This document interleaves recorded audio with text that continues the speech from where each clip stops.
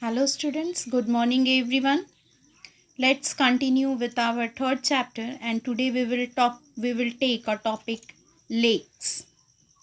First of all, you have to know the meaning of lake or define lake. What do you mean by lake? That you have to know. So, what is that? Small water bodies surrounded by land on all the sides are called lakes. Again, I am repeating small water bodies surrounded by land on all the sides are called lakes. Here, I have written some points regarding the lakes that you have to know about the lake. Lakes can be fresh water or saline water. About lake, the lakes can be natural or a human made. The human made, you can say the artificial lakes. Most lakes are fed by rivers. Natural lakes are formed by, sorry, natural lakes are formed by earth movements. Earth movements in the sense like glacial activity, volcanic activity, erosional and depositional activities of the forces of nature. They are known as the Earth's movement. Another one is the natural lakes are commonly found in mountainous areas such as glacial region and rift zones. So, these are something special parts of the lake that you have to know regarding the lake. Next, the importance of lake that you have to know. It is given in your book as a point wise. Lakes are of great value to us in a number of ways. So many lakes we have. So, how it is important? First of all, it explains a lake helps us to regulate the flow of a river during heavy rainfall. It prevents flooding and during the dry season also. Lakes helps to maintain a regular flow of water. The waters of a lake can be used for irrigation purposes, navigation, and for also the generating hydroelectricity.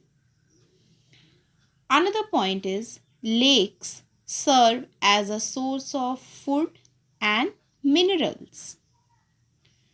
Lakes moderate the climate of the surroundings, and lakes provide scenic beauty and recreation facilities, thereby helping to develop tourism.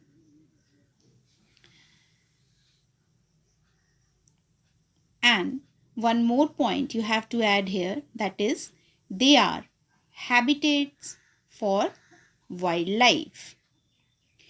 Downside, you can observe in your book, it is given the characteristics of some major lakes. These are worldwide lakes list here given. Name given first of all, lake. Then the another table is showing you the location where it is. And the third part is showing the characteristics of that lake, or you can say some facts about lakes. So, with the help of a map, I want to show you the lake. Now, see, first of all, in the list, the lake is Baikal lake. Here it is in Russia. The fact about this lake is the deepest freshwater lake in the world.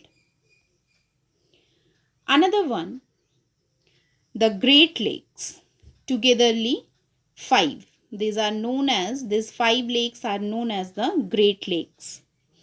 Lake Superior, Lake Michigan, Lake Huron, Lake Erie, and Lake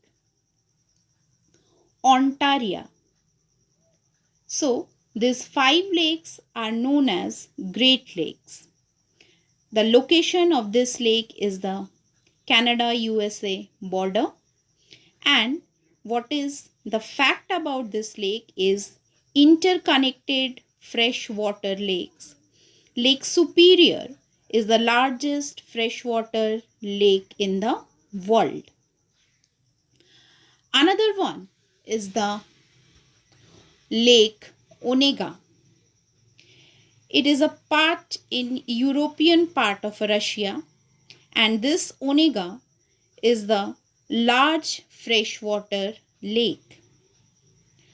Afterwards, the another lake is Lake Titicaca. Lake Titicaca. It is near Peru border, and it is the highest navigable lake in the world. Student, the word navigable means deep, wide, or a safe enough for a boat to go through. So, this Titicaca lake is the highest navigable lake in the world. Afterwards, another lake is Lake Victoria. It is in Uganda, and another part it covers Tanzania. It is the second largest freshwater lake in the world. And the last one is in our India, that is the Chilka Lake, that you are familiar with this. It is in Odisha. It is a salt water lagoon. So, students, try to either you can draw, either you can take a world map, outline, or political map, whatever possible you can take, and try to write the location of this lake. This Baikal, then the